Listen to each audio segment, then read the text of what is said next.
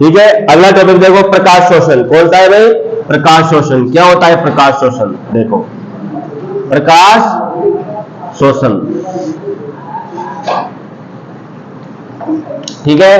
प्रकाश शोषण की क्रियाविधि में क्या समझना है? देखो, प्रकाश शोषण की क्रियाविधि में ये समझोगे आप लोग कि हम क्या कर रहे थे। आप एक उदाहरण को बता रहा हूं, फिर आपसे पहले भी बताया था कल भी कि प्रकाश शोषण में होता क्या है कि मान लीजिए हमारा काम है खाना बनाने का। एक महिला है भाई, घर में क्या कर रही है? खाना बना रही है। क्या कर रही है? खाना बना रही है। रोटी को तवे पे डाल दिया, है ना, और वो बातें करने लग गई। क्या करने लगी? बातें, मतलब वहां से उठ करके बातें करने लग गई। तो अब क्या होगा बताओ? रोटी जल जाएगी। महिला का उस समय काम क्या था बताओ मुझे? क्या काम था महिला का?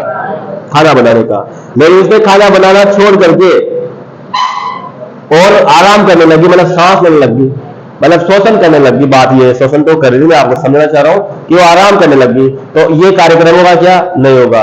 क्या रोटी अच्छी बनेगी? क्या नहीं बनेगी। ज्यादा बनेगी? कम बनेगी? कम बनेगी। तो ये काम C3 पौधे करते हैं। C3 पौधे मतलब वो इस प्रकार की महिला का नाम दे सकते हैं उनको कि वो आराम कर सकती है। खाना बनाते बनाते बातें करने लगी, आराम करने लगी, तो फिर उत्पादकता कम हुई। ऐसे C3 पौधे में होता है।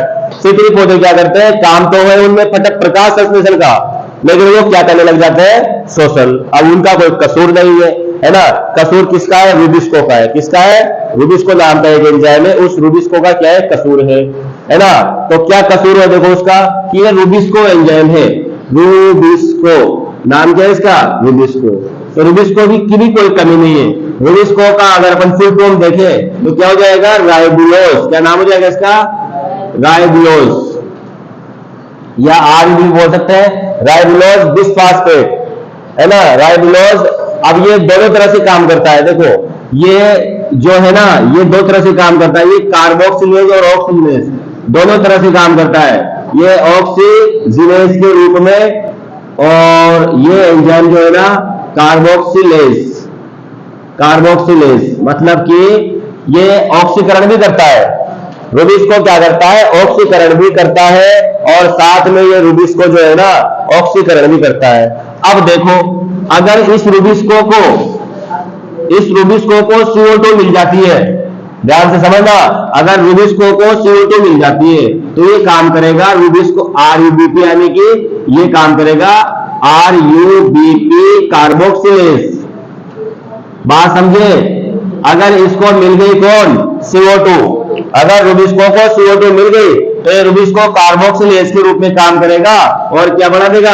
3PGA। मतलब कि हमारा 3 कार्बन वाला उत्पाद बनेगा। कितने कार्बन वाला उत्पाद बनेगा? 3 कार्बन वाला। अगर रूबिस्को को CO2 मिल जाती है, ध्यान देना, रूबिस्को की बंधुता CO2 से ज्यादा है। रूबिस्को की बंधुता किससे ज्यादा है? CO2 से ज्यादा है ना। इसकी बंधुता CO2 से ज्यादा है, लेकिन क्या हुआ? इसको क्या मिल गई? O2 मिल गई। क्या मिल गई? O2, है ना। तो फिर इसकी बंधुता CO2 से नहीं रहेगी। ध्यान देना, O2 कब मिलेगी? ऐसे तो इसकी बंधुता CO2 से ही है, लेकिन अगर CO2 की सांद्रता कम हो जाए, O2 की सांद्रता बढ़ जाए, यानी O2 की सांद्रता बढ़ जाए तो क्या होगा? अरे क्या होगा बोलो, है ना। तो इस स्थिति में क्या होगा? याद रखना आप अच्छे से,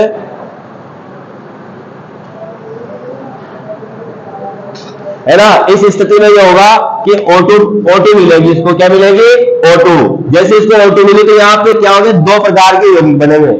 एक यौगिक बनेगा 1PGA। क्या बनेगा? 1PGA, है ना। 2 प्रकार के यौगिक बनते हैं। एक यौगिक तो बनता है जिसका नाम क्या है? 1PGA, और एक बनता है फॉस्फोग्लाइकोकोलेट। क्या बनता है? फॉस्फोग्लाइकोकोलेट, या फिर उसको अपन ग्लाइकोकोलेट भी बोल देते हैं। तो एक तो 1PGA बना, एक बना फॉस्फोग्लाइकोकोलेट, ठीक है, फॉस्फोग्लाइकोकोलेट बनता है ना। और ये जो अभी क्रिया है, ये भी क्रिया थोड़ी गड़बड़ हो जाती है। क्या गड़बड़ हो गई कि यहां पर तो अब ये किसके रूप में कार्य करेगा? RUBP ऑक्सीजिनेज।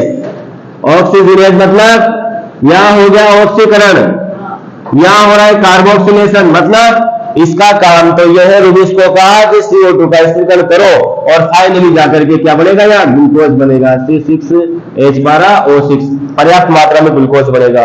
लेकिन यहाँ ग्लूकोज कैसे बनेगा, यहाँ तो और बन गया 1PGA है ना, और फॉस्फोग्लाइकोलेट। 1PGA का मतलब क्या होता है, 1PGA का मतलब क्या, फॉस्फोग्लिसरेट होता है। क्या होता है, फॉस्फोग्लिसरेट है ना, तो फॉस्फोग्लिसरेट बन गया 1 करोड़ पे। तो ये जो चीजें बनी, तो ये जो यौगिक बना, ये C2 यानी 2 कार्बन वाला है। कितने कार्बन का ये यौगिक है, 2 कार्बन वाला, और ये 1 कार्बन वाला। तो कितने भागों में बढ़ गया, 2 कार्बन अलग 1 कार्बन अलग। मतलब क्या हुआ कि जो बनाना था तो 3 कार्बन वाला, और बन कौन से कार्बन का गया, 2 कार्बन का। इसीलिए इसको C2 साइकिल कहते हैं। क्या कहते हैं, C2 साइकिल। अब इस प्रकाश शोषण में होता क्या है, इस प्रकाश शोषण में होता है कि CO2 की कम सांद्रता में, इसकी कुछ बातें मैं आपको बताऊं कि प्रकाश शोषण में हो क्या रहा है। प्रकाश शोषण में ये हो रहा है कि ऑक्सीजन ग्रहण किए बिना, है ना, ऑक्सीजन ग्रहण किए बिना, ध्यान देना, पौधा क्या कर रहा है, प्रकाश संश्लेषण तो कर रहा है, तो साथ में CO2 बन रही है, सॉरी यहाँ पे प्रकाश संश्लेषण कर रहा है, तो O2 निकल गई, बताओ। अरे देखो इधर इस कोशिका में क्या हो रहा है, यहाँ पर प्रकाश संश्लेषण हो रहा है, तो साथ में O2 निकल रही है, तो CO2 कम हो गई अचानक, तो कौन बढ़ जाएगी, यही O2। ग्रहण नहीं करी, O2 को ग्रहण नहीं किया कहीं से भी, यही बनती है, और यही O2 बनी, और यही गड़बड़ हो गया मामला। यही CO2 कम हो गई, तो O2 ने अपना काम चला लिया। O2 इस रूबिस को से क्रिया कर लेगी, और रूबिस को से क्रिया करके 1PGA और फॉस्फोग्लाइकोलेट बना लेगी। इसको फॉस्फोग्लाइकोलेट चक्र भी कहते हैं। इस सभी क्रिया में क्या होता है, इस सभी क्रिया में नुकसान ये है कि शर्करा और ATP नहीं बनते। इस सभी क्रिया में ये होगा, इस नीचे वाले भी क्रिया में, इस वाली में ना तो शर्करा बनती, ना तो शर्करा बनती है, और ना क्या बनता है, ना तो शर्करा, और ना क्या होगा, ATP। शर्करा भी नहीं बनेगी और ATP भी नहीं बनेगा, और याद रखना NADPH2 भी नहीं बनेगा, कुछ नहीं बनेगा यहाँ पर, NADPH2 फालतू का शोषण है। मैंने कह दिया आपको, ये वाली अभिक्रिया ऐसी है जैसे एक महिला खाना बना रही है, लेकिन खाना बनाते बनाते वो बातें करने लग गई है, तो रोटी तो जलेगी जलेगी भाई, है ना, अब रोटी अच्छी नहीं बनेगी। तो इस प्रकार से ये एक निरर्थक प्रक्रिया है। कैसी प्रक्रिया है, इसको क्या कह सकते हैं, निरर्थक। निरर्थक मतलब जानते हो, निरर्थक मतलब फोकट की, फालतू की, है ना, फालतू की भी क्रिया है, कोई मतलब ही नहीं है सभी क्रिया का। काम तो क्या था, खाना बनाने का, लेकिन क्या हो गया, शोषण का। काम तो किसका था, खाना बनाने का, लेकिन काम हो गया शोषण का। तो बेटा देखना है इधर, तो C4 पौधे, एक प्रश्न अपने पास आता है कि C4 पौधों की विशेषता लिखो। प्रश्न क्या आता है, C4 पौधों की विशेषता लिखो। C4 पादपों की विशेषता, क्या विशेषता है ये, पहली विशेषता नंबर 1, C4 पौधे जो होते हैं वो अधिक दक्ष होते हैं, है ना, तो इनमें क्या नहीं होता, ध्यान देना, C4 पौधों में प्रकाश शोषण नहीं होता, प्रकाश शोषण नहीं, C4 पौधों में प्रकाश शोषण नहीं होता। समझ गए बात, C4 पौधों में प्रकाश शोषण नहीं होता। इसके अलावा दूसरी बात याद रखना आप लोग, इसमें C4 पौधों में क्या होता है, यहाँ पर CO2 की सांद्रता अधिक हो जाती है, CO2 की कम सांद्रता पर कार्य करते हैं। C4 पौधे CO2 की कम सांद्रता पर क्या करते हैं, कार्य करते हैं। और दूसरी चीज यहाँ पर पान मध्योतक कोशिका से, ध्यान देना, पान